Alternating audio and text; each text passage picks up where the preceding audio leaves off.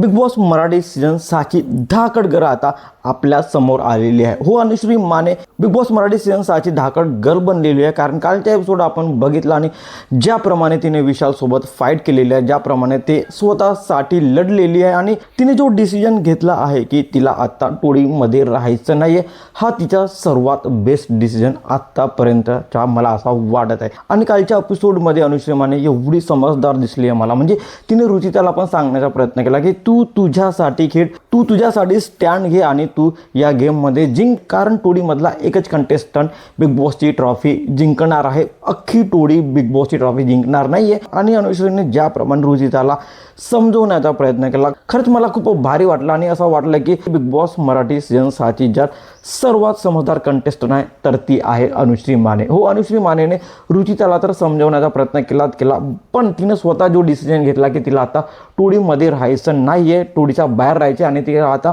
Single खेळायचे, म्हणजे individual खेळायचे।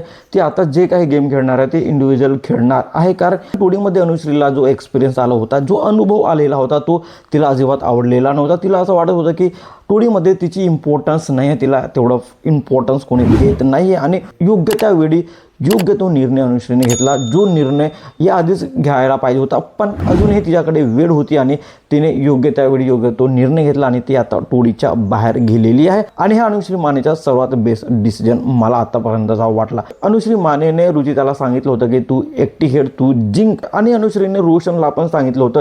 रोशनने एक डिसिजन घेतला पण होता की आता त्याला टोळीमध्ये राहायचं नाहीये, पण विशालच्या बोलण्याने तो अजून त्याचा माइंडसेट चेंज झालेला आणि परत तो टोळीमध्ये गेलेला। टोळीच्या बाहेर जाण्याची आवश्यकता सर्वात जास्त रोशनला होती, पण रोशनने त्याचा जो डिसिजन होता तो चेंज केला, तो परत टोळीमध्ये आला आहे। पण अनुश्री मानेने जो डिसिजन घेतला की तिला टोळीमध्ये अजिबात राहायचं नाही आहे, तिला इंडिव्हिज्युअल खेळायचं आहे, तो हिचा बेस्ट डिसिजन आत्तापर्यंतचा मला वाटला। बिग बॉस मराठी सीझन 6ची सर्वात स्मार्ट गर्ल आणि सर्वात चांगली गेम खेळणारी गर्ल म्हणजेच अनुश्री माने मला आत्ता असं वाटायला लागलं आहे। विशालला कॉम्पिटिशन देणारे, विशालला टफ देणारे, विशालच्या बरोबरीने कॉम्पिटिशन करणारी एकच गर्ल आहे आणि ती म्हणजे अनुश्री माने। अनुश्री मानेसारखी एकही पॉवरफुल कंटेस्टंट मला बिग बॉस मराठी सीझन 6मध्ये अजूनही दिसलेली नाही आहे। ती प्रत्येक कंटेस्टंटला कॉम्पिटिशन देऊ शकते, तिच्यामध्ये तो पॉवर आहे, तिच्यामध्ये तो गट्स आहे, तिच्यामध्ये तो कॉन्फिडन्स आहे आणि ती त्या प्रकारे खेळत पण आहे।